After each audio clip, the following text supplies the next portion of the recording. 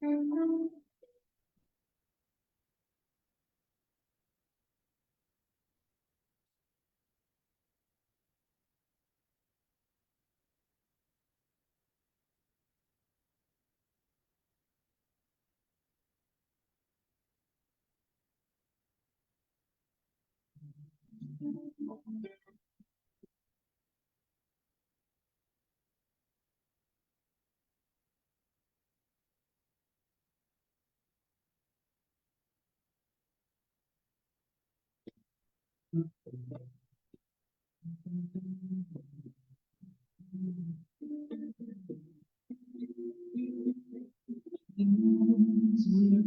hope to close.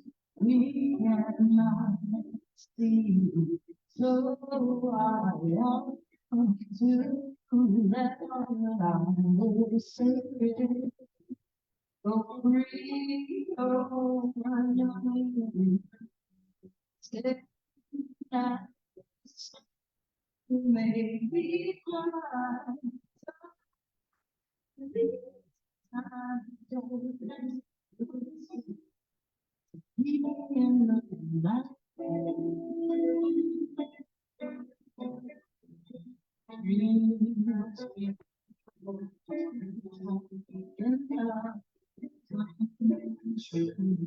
So I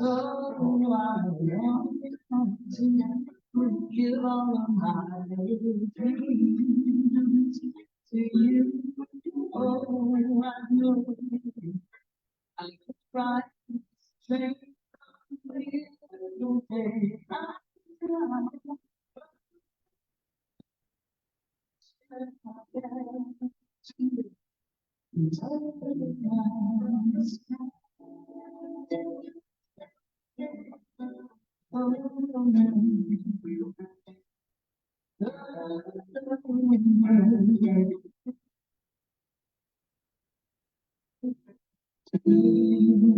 We know to get so I want to question my own answers. Every day, oh, I know the most free one here so much empty out and take it one piece at a time. We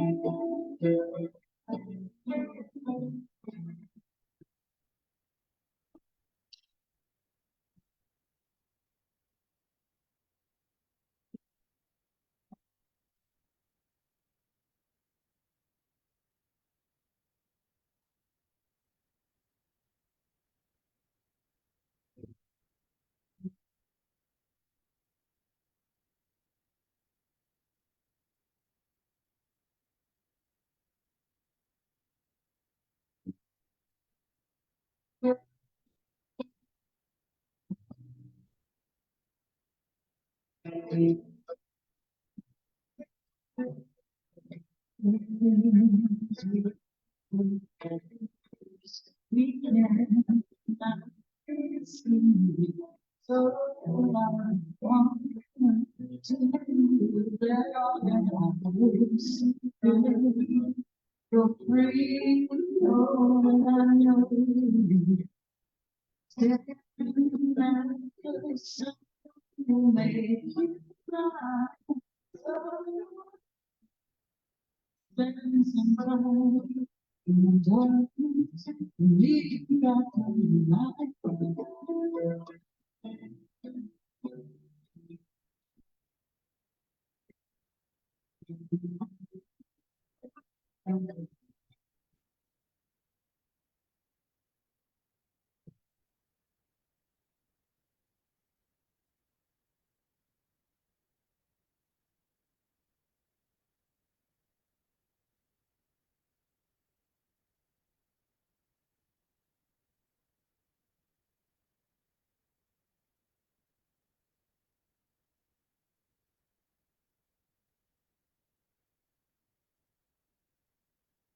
I have a dream of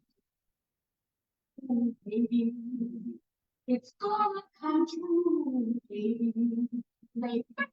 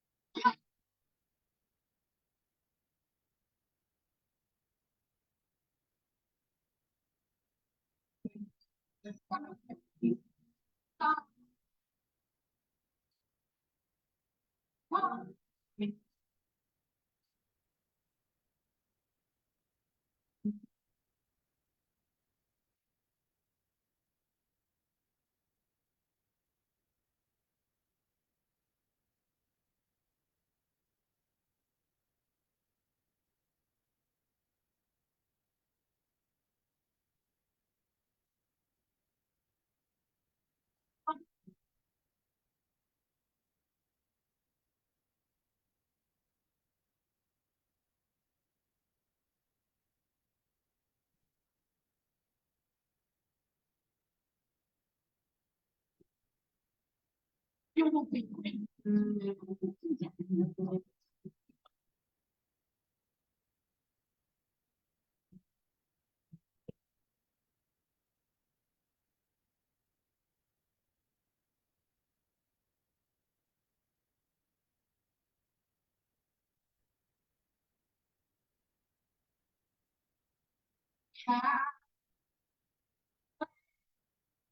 All you need.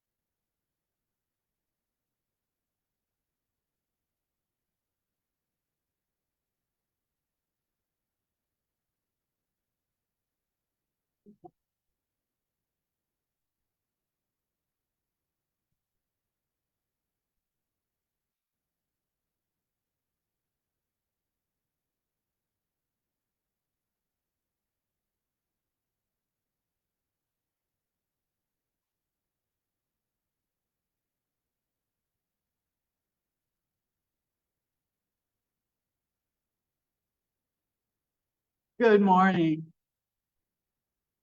Um, Welcome to All Souls Unitarian Universalist Church. My name is Susan Caldwell, and I am the Director of Religious Education here. And our minister, the Reverend Barbara Gerald, is currently away practicing her other profession as a singer-songwriter and performing at the Kerrville Folk Festival, where she was one of the winners last year. So we're excited for her.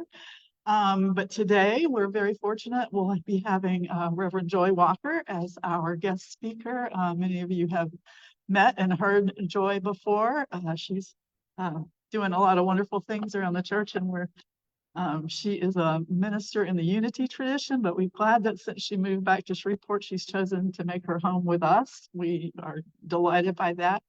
And in that regard, I wanted to make a couple announcements. And the first one I want to make, also concerning Joy, is that next week we will have a vegan potluck in the social hall.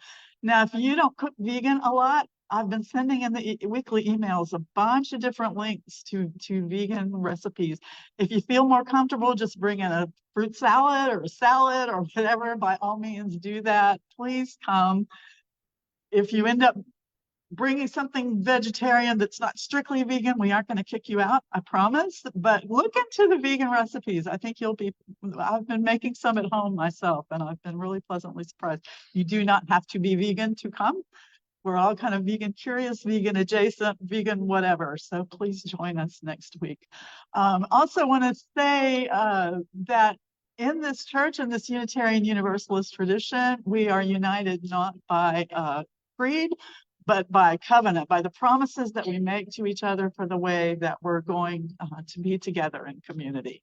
And so our differences we look at as a feature and not a bug, and we like to listen and learn from each other, both seeking out our common ground and finding our differences Just a couple more announcements. First of all, I want to thank everybody who's part of our worship team today, because we have, besides the minister being out, we also our usual tech team is out, and so I want to thank Don Subasic. It's been too long since I've had Don Subasic for being here, and also, of course, Tina Hines, who's one of our regular tech team people, and so we thank everybody who's helping us out today, and Barbara Dager also is our worship associate today. Thank her. Our volunteer of the month, and this is the last Sunday of May, but it's Rovina Windsor. You may have met her, the delightful lady in the blue top that seems to have disappeared now that I'm wanting to recognize her, but she is there she is. She's secretary of the board. She's a leader of the earth-based Druid group that meets here on Saturdays and is very open to teaching people about earth-based spirituality. She's also frequently taught religious education, particularly in the middle and high school classes. She just kind of has done a little bit of everything, and we're so thankful she's re-upped for a term as secretary on the board, because she keeps us organized like nobody's business, and we so appreciate that. Thank you, Rovina. And finally, our giveaway, the plate this month, is Unitarian Universalists for Justice in the Middle East. It's our local Shreveport chapter, which this afternoon is co-sponsoring a book discussion and poetry reading. The young Palestinian poet, Mossab Abu Toha, his book, Things You May Find Hidden in My Ear. We're going to be discussing and reading from that book, or you can, if you would like to read a poem, you can read a poem from that book. We've chosen a few already, but if you want to read one, we won't fight you too hard if you picked one of ours. And but seriously, it's going to be a wonderful event, and you can attend in person in Social Hall at 3 o'clock, or there is a Zoom link if you prefer to attend virtually. We'll have it set up where it'll work for everybody. I want to thank you, and I'm going to turn it over now to Barbara Dager. Again, thank you so much for being here.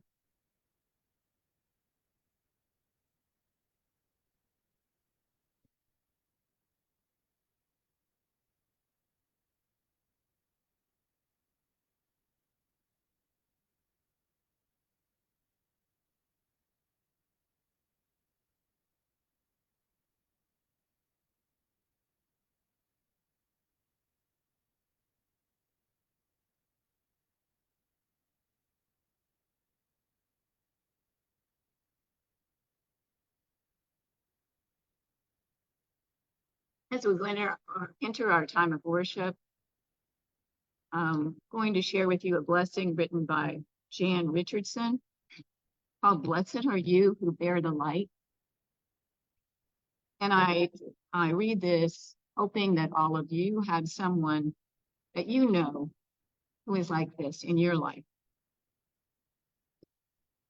Blessed are you who bear the light in unbearable times, who testify to its endurance amid the unendurable, who bear witness to its persistence when everything seems to be a shadow and grief. Blessed are you in whom the light lives, in whom the brightness blazes. Your heart, a chapel, an altar, where in the deepest night can be seen a fire that shines forth in you, an unaccountable faith, a stubborn hope, a love that illuminates every broken thing it finds. Do we have any children to come up and do the children's talents? Oh, all right.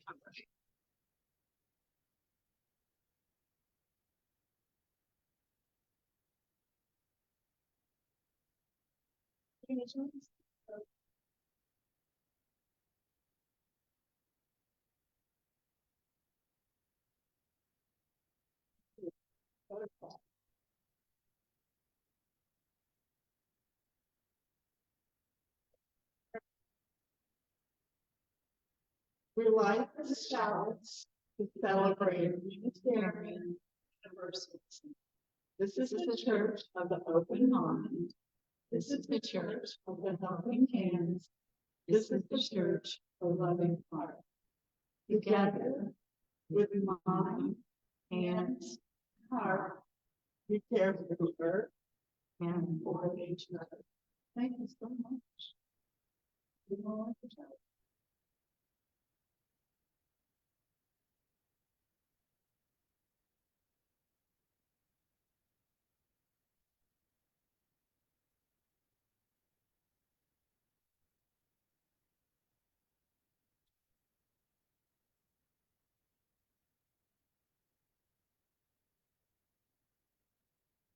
It's a responsive reading that I'd like for us to share today.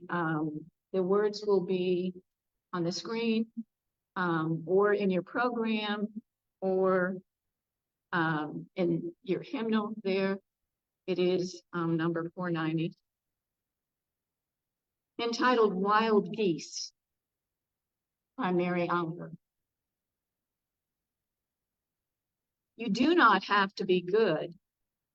You do not have to walk on your knees for 100 miles through the desert repentant.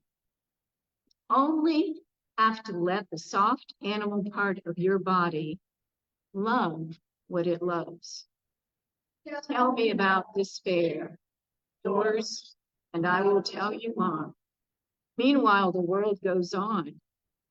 Meanwhile, the sun and clear pebbles of rain moving across the landscapes, for the prairies and the deep trees, mountains and the rivers. Meanwhile, the wild geese, high in the clean blue air, are heading home again. Whoever you are, no matter how lonely, the world offers itself to your imagination, calls to you like the wild geese, harsh and exciting, over and over, announcing your place in the family of things.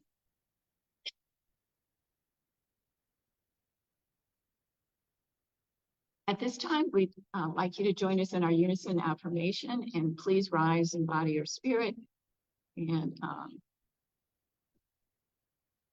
say it with us if you're comfortable. Love is the doctrine of this church. The quest for truth is its sacrament, and service is its prayer.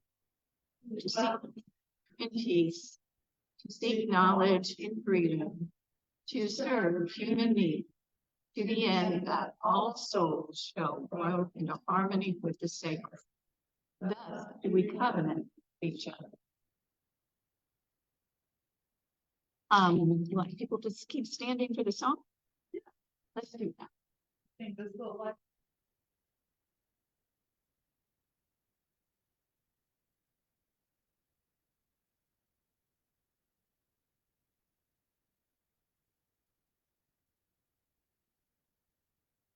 Thank Bob Jordan for helping us out with music.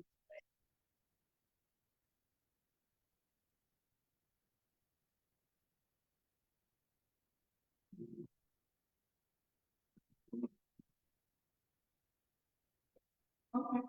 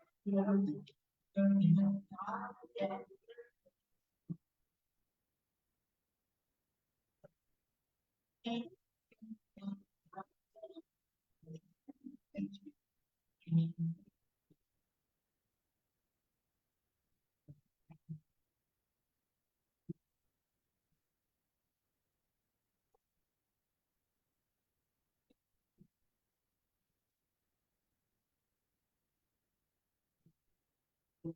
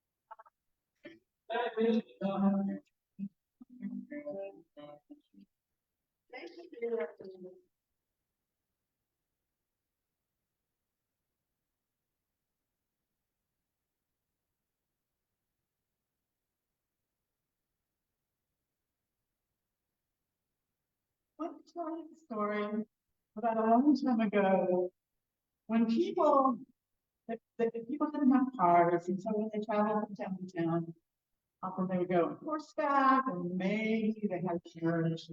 But a lot of people just used what shoe leather, just walked from town to town. And this is a story about a little town, and right at the edge of town where travelers tended to come through and sometimes tended to stop, was an old woman. She had lived there for years and years, and I read something just this morning that old will always be 15 years older than you. And I'd like to change that to 20, 25, whatever. Anyway, an old woman who had lived there for a long time. And a traveler came through, a man, and he said, "Hi, ma'am. I lost my job in the town, and I really, I need to find some work, and I'm wondering what kind of town is this?" And she said, "Well, what kind of town did you come?" And he said, "Oh, I loved my town. If there had been work there for me, I would have stayed. The people were friendly, they were welcoming, they were generous. If you were sick, if you were in trouble," he said, "people were trying to take care of me, but I want to work, so I needed to move on. But it was a wonderful town. I missed it." And she said, "Well, you know what? This town is a lot like that town. I think you're going to find a community here. I wish you luck looking for work. And I think this is going to be your home. You'll love this town." So thank you, ma'am. He went on through. A little while later, another man, another traveler, was walking up the dusty road, and she's giving them water, by the way. She's not just sitting there, pontificating. She's offering water. She's offering hospitality. And so another man comes and says, "Well, I've moved away from where I used to live, and I'm looking for a new home. And what kind of town is this?" She says, "Well, what kind of town did you come from?" And he said, "That town that I came from, there wasn't a single person there who wasn't mean and nasty and just nobody was nice to anybody. Nobody said hello to anybody. Nobody would help you out. I mean, it was just that kind of a town." But you know what? You may find that this town is kind of like that. I mean, you can try it. Certainly welcome. But why do you think she said that? Why do you think she said two different things to two different people? Got any idea?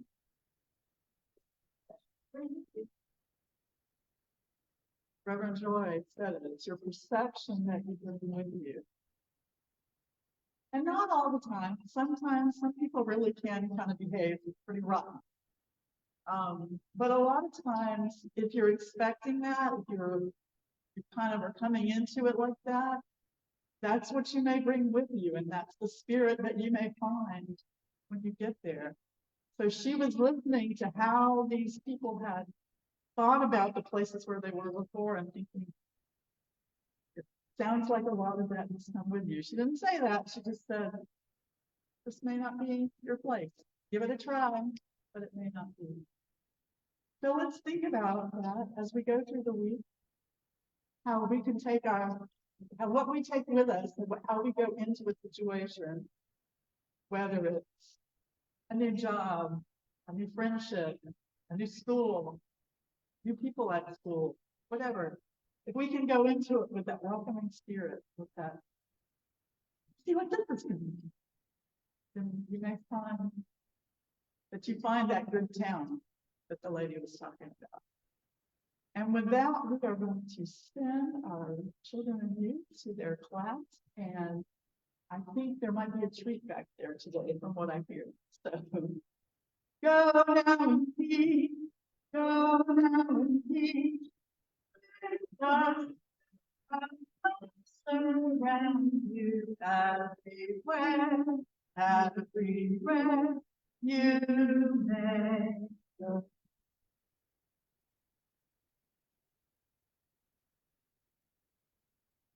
Before our meditation this morning, I wanted to just explain, in case there's someone here who is a newcomer, that after this meditation, there will be a minute or so of silence. And after that, you are encouraged to come forward to light a candle. Of course, you don't have to, but and it can be in, you're thinking about someone who is ill or has died, or you're thankful for something that happened this last week, and you just come forward to light a candle. It's a beautiful part of the service. So wanted to make sure everyone knew all are welcome for that. So now try to relax. Maybe roll your head just a bit if it crinks out. You can close your eyes, but you don't have to. As we listen to this poem by Thich Nhat Hanh, the very renowned Buddhist monk, let us be at peace with our bodies and our minds. Let us return to ourselves and become wholly ourselves. Let us be aware of the source of being common to us all and to all living things. Evoking the presence of the great compassion, let us fill our hearts with our own compassion towards ourselves and towards all living things. Let us pray that we ourselves cease to be the cause of suffering to each other. With humility, with awareness of the existence of life and of the sufferings that are going on all around us, let us practice the establishment of peace in our own hearts and on this earth.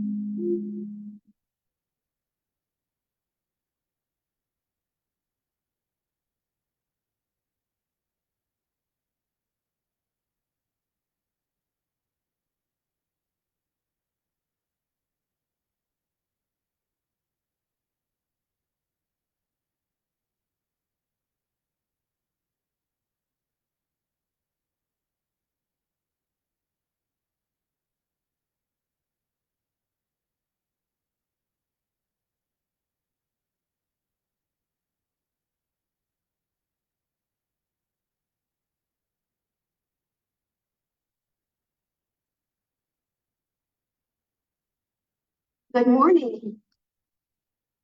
It's so good to see you on this World Day weekend.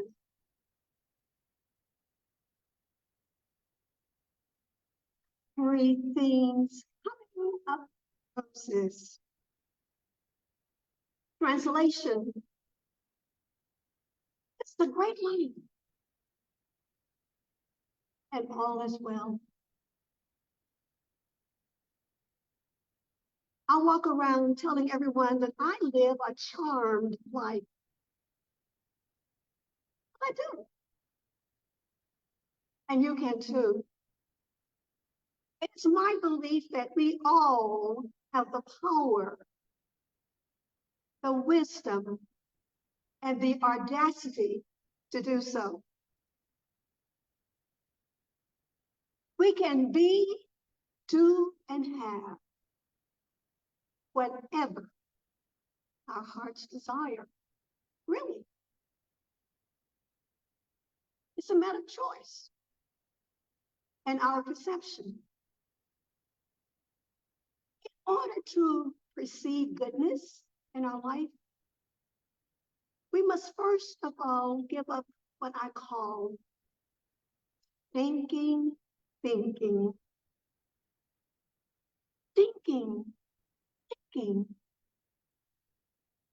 Example, there's an old adage that says, April showers bring spring flowers.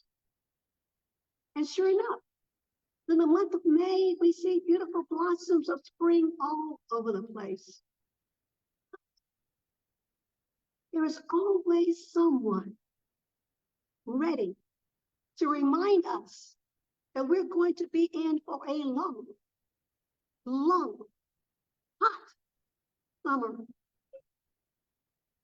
Yes, when you live a charmed life, you know about the thorns of life. Just choose the good. Follow the good. Before retirement, I served as minister for Unity Church of Beaumont, Texas. Each year on Mother's Day, I would give each woman who was present the worship service a beautiful red rose. Now, on Saturday prior to Mother's Day, I spent hours taking off as many thorns from the roses as possible because I don't want anyone to pierce their finger on a thorn. And that's how it is with life. There may be many thorns, but every thorn that stands before us is an opportunity for us to exercise our choice and a positive perception. Dr. Wayne Dyer once said, change your thoughts and you change your life. And I say, when we do this, we experience a charmed life. And everything's coming up roses. Most of you may recall that Helen Keller was both deaf and blind. But did you know that she earned a Bachelor of Arts degree? Did you know that she wrote 12 books? Campaigned for many liberal causes, was awarded the Presidential Medal of Freedom, and was inducted in the National Women's Hall of Fame. Were there thorns in her life? Of course. But Helen Keller chose to toss out the thorns and live a charmed life. Many of you know that Beethoven, although regarded as the greatest composer who ever lived, eventually became completely deaf. But did you know he sawed off the legs of his piano so he could sit it on the floor and feel the vibrations as he played Symphony Number 9, a classic of which he never heard a single note? Was his circumstance a thorn? Perhaps. But Beethoven eliminated the thorns and made a choice to live a charmed life. It's no secret that Thomas Edison successfully designed the light bulb. But did you know that he failed 10,000 times before discovering a way to make it work? Somehow, he picked away the thorns and knew that everything's coming roses. Yesterday, I engaged in conversation with a couple of my friends, discussing the challenges of dyslexia in our children. Dyslexia is more than just seeing and writing letters backwards. It's a language-based learning difference that affects a person's ability to connect letters to sounds, making it difficult to read and to spell. This condition is not new. Dyslexia was true for Albert Einstein, Alexander Graham Bell, Leonardo da Vinci, Thomas Edison, Walt Disney, Winston Churchill, and many, many more high-profile individuals. A thorn? Maybe. But dyslexia did not stop these individuals from having a great life. Perhaps you know someone with dyslexia. You see, in truth, we are all endowed with the opportunity to live a charmed life if we can remain in the present moment and stop reaching back in the past with guilt and our regret, or stop looking forward into the future with fear and anxiety. Those two said, if you're depressed, you're living in the past. If you're anxious, you're living in the future. If you are at peace, you are living in the present. Another master teacher, Mr. Porter, have said, look at the lilies of the field. Toil nor spin. Do not be anxious about tomorrow, but tomorrow will be anxious for itself. Let the day's own troubles be sufficient for the day. Joy says, if you have not come to the place where you can truthfully say that you're living a charmed life, don't beat up on yourself. It's not your fault. You did not know what you needed to do to make this a reality. So today, I will give you a step-by-step directions as to how to come to a life of charm. I will be your navigating system, your GPS on the highway for personal transformation toward a charmed life. We'll start at our current location. On our way, we'll notice road sign billboards. We'll spend time at a rest stop, and then we'll land at our destination shortly thereafter. So now, before we begin our trip, I suggest that we take a look at our baggage. What are we carrying in our belief system? This is important to know because our beliefs are based often on past experiences, which we bring into the present moment. Although we may be traveling today in new territories, our current perceptions may be so colored by the past until we are unable to see the immediate happenings without distortions or limitations. What I mean is, regardless of our experiences, whatever our mind projects becomes our perceptions. And this limits our view as long as we hold on to it. So, taking a quick inventory of our baggage helps us to recall that we have a choice. We have a choice in determining what we perceive. We have a choice. And even have a choice with the feelings that we will experience. You see, simply by retraining our mind, we can learn to use our positive, active imagination in order to see all things as we would have them to be. Here we go. It's about 15 miles out of town on the highway. And we see our first billboard.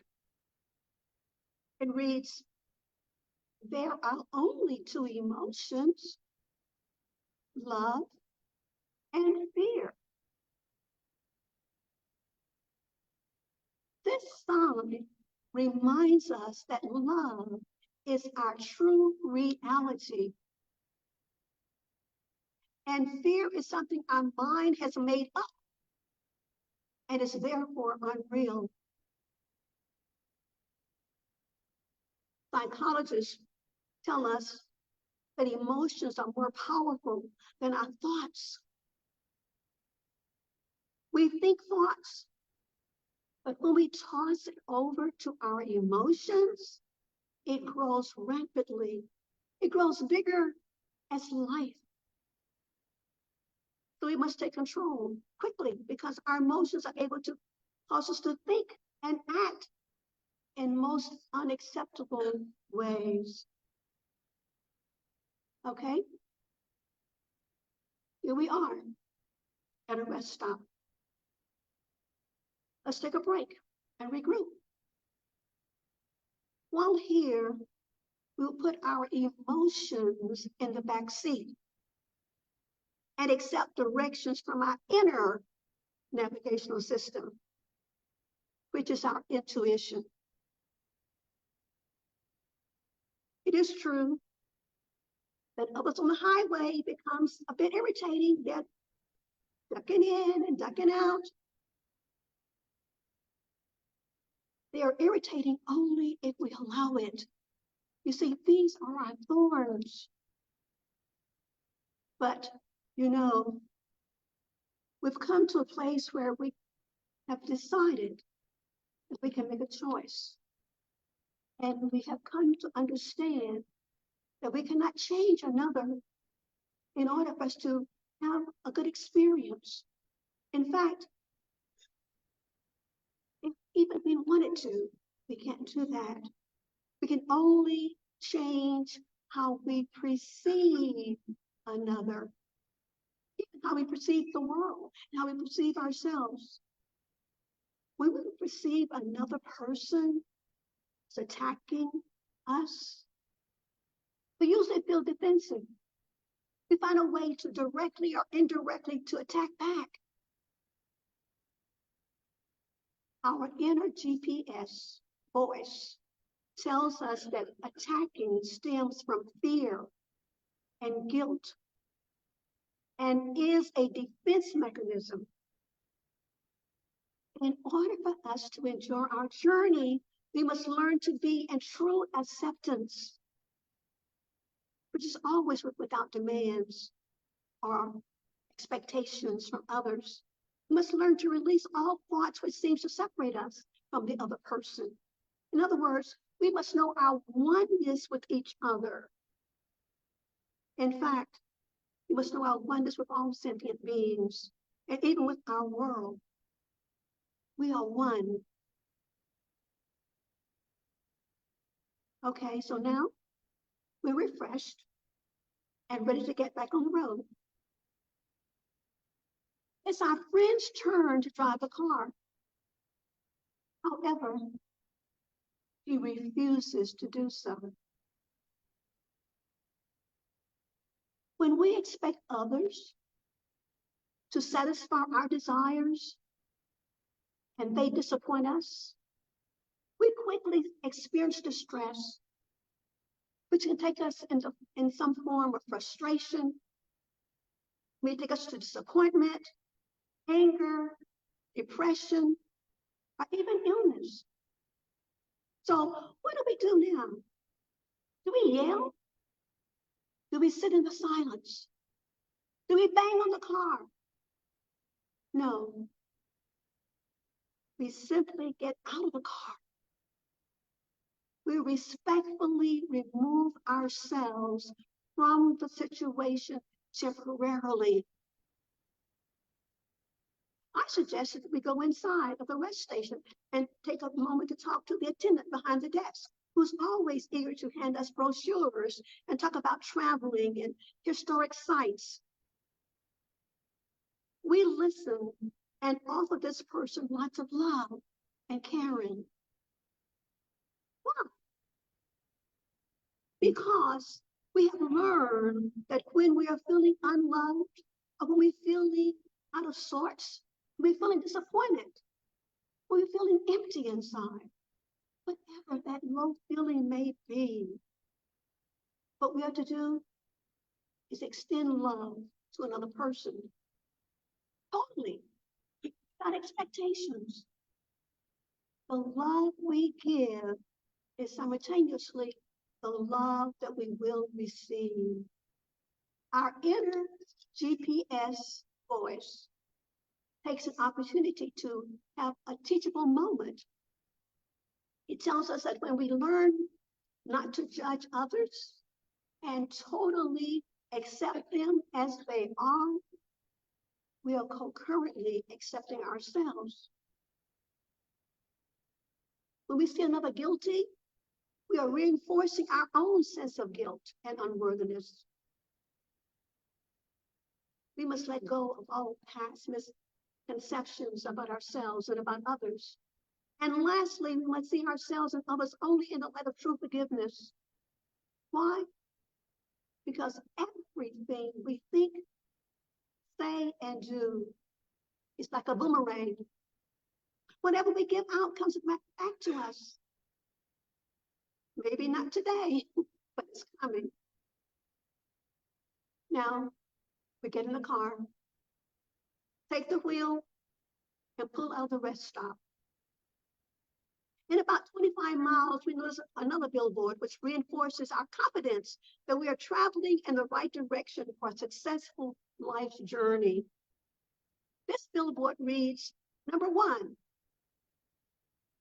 this instant is the only time there is. The past is over. Number 2, fear and love cannot coexist. All fear is based on the past, and only love is here in the present moment. Only our loving thoughts are real. Number 3, we can elect to change all thoughts that hurt. We have the power to direct our mind and replace the feelings of being upset, depressed, and fearful with the feeling of inner peace. Number 4, we project onto the world the thoughts, feelings, and attitudes which preoccupy us. We must see the world differently by changing our mind about what we seek to see.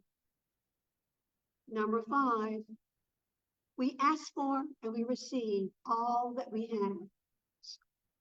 There's no good or bad, says number 6. It just is. It's judging.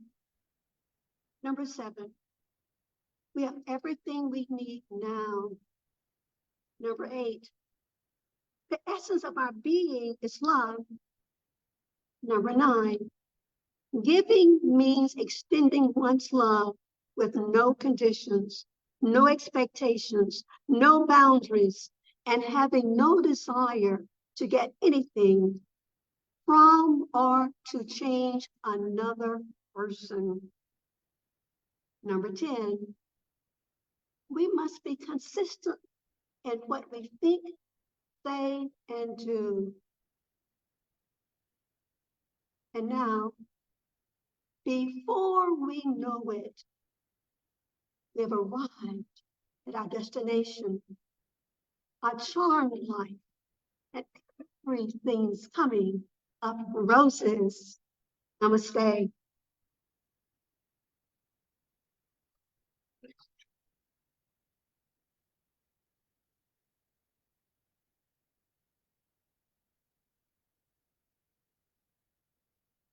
Thank you so much, Joy. Our closing hymn is For All That Is Our Life. What do you want to say about the singing? One for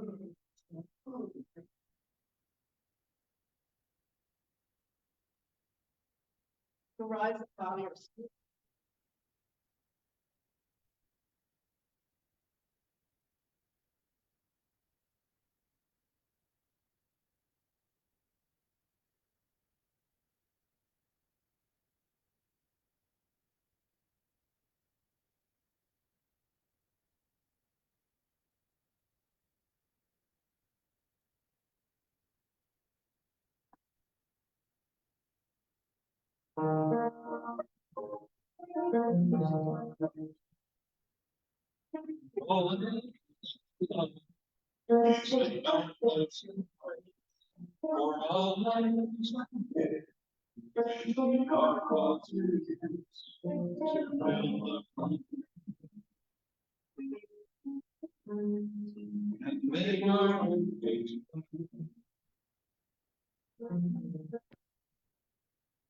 For each with the answer, for our grace,